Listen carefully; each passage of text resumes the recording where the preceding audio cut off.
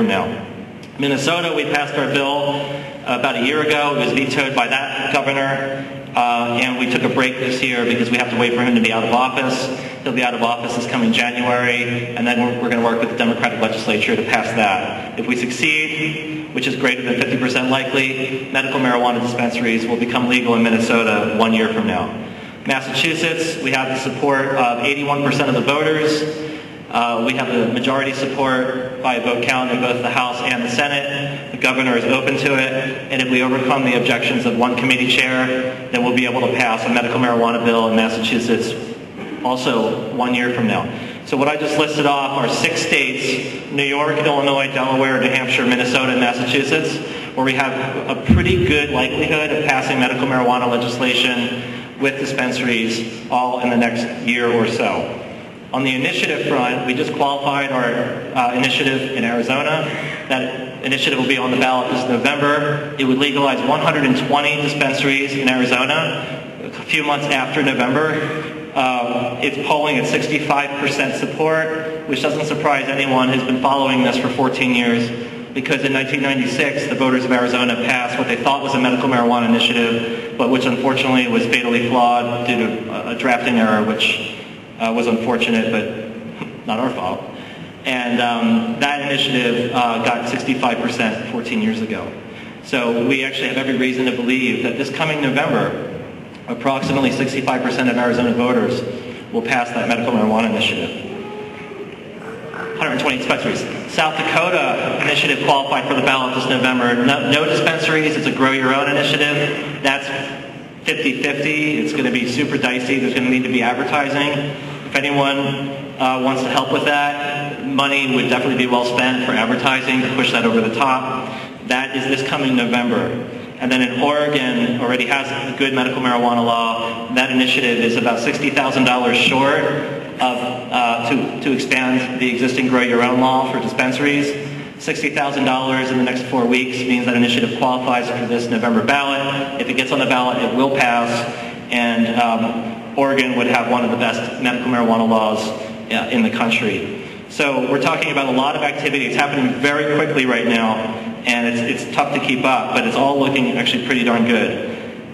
With regard to how Colorado compares to the other states, a lot of conversation about California. But California has probably as many dispensaries as Colorado, but soon will have fewer because of Los Angeles cracking down on hundreds, which will go out of business very shortly. So California will, in the next few months, have fewer dispensaries, and furthermore, they have less protection. Because in California, there's no state licensing of dispensaries. It's a key point, no state licensing of dispensaries. So there's 470 cities in California. There's about 40 or so that actually have local licensing of dispensaries. And the other cities where there are dispensaries are not licensed by the city and they're not licensed by the state. So they're operating in this nebulous region of hoping that they're okay with state law, but they don't actually have any paperwork to prove it. So California is good but not great. In the other states where there are either dispensaries or about to be, compare this to Colorado, where people are concerned that is the number of dispensaries going to go from 1,100 down to 500 or 600 or whatever the number is. Let me give you a comparison. In New Mexico, there's 4, Rhode Island 3, New Jersey 3, D.C. 5, Maine 8. That's the whole country. And not all of those are open yet, because some of these laws just passed.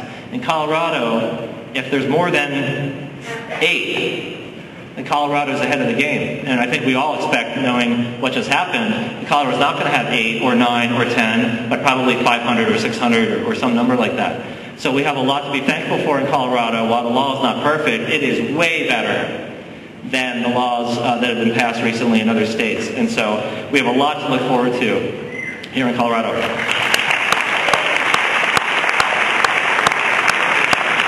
Finally, to reference this sheet that I was talking about that was passed out to about the first few rows, we've had some progress recently on the federal level. I already talked about the Justice Department memo that came out in October.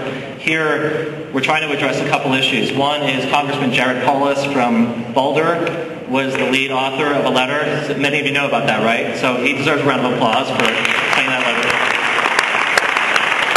He sent a letter with 14 of his colleagues to the Treasury Department to ask for clarity to make sure that banks across the country know that if they actually give a checking account to dispensaries, that they will not get harassed by the federal government or otherwise shut down or fined. We're waiting right now on the Treasury Department to decide what they're going to tell their enforcement arm.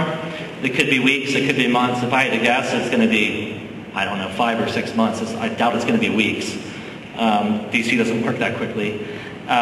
So there's that's pending. And then, of course, there's also the issue of those who are interested in paying their federal taxes legally. A lot of dispensaries have had trouble, of course, maintaining good business practices because of the cost of marijuana and other associated expenses is not deductible under federal tax law.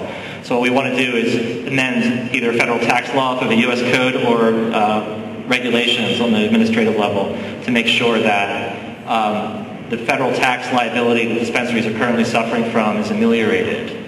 And then further down on this page, when we have solutions, 1, 2, 3, the third solution is actually passing federal medical marijuana legislation, which would then not only allow any state to legalize medical marijuana as it sees fit, but it would also deal with the tax issue simultaneously. So it's a win-win, but much harder to do. So what we're trying to do with the Marijuana Policy Project is work with the Treasury Department and Congress to try to deal with these issues involving banking regulations, tax issues, and ultimately giving states the right to determine their own policies.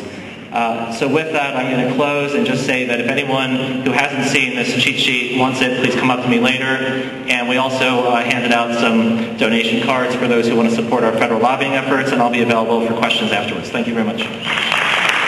Thank you very much, Rob. All right, moving right along. First of all, we're going to go with one more speaker. He'll be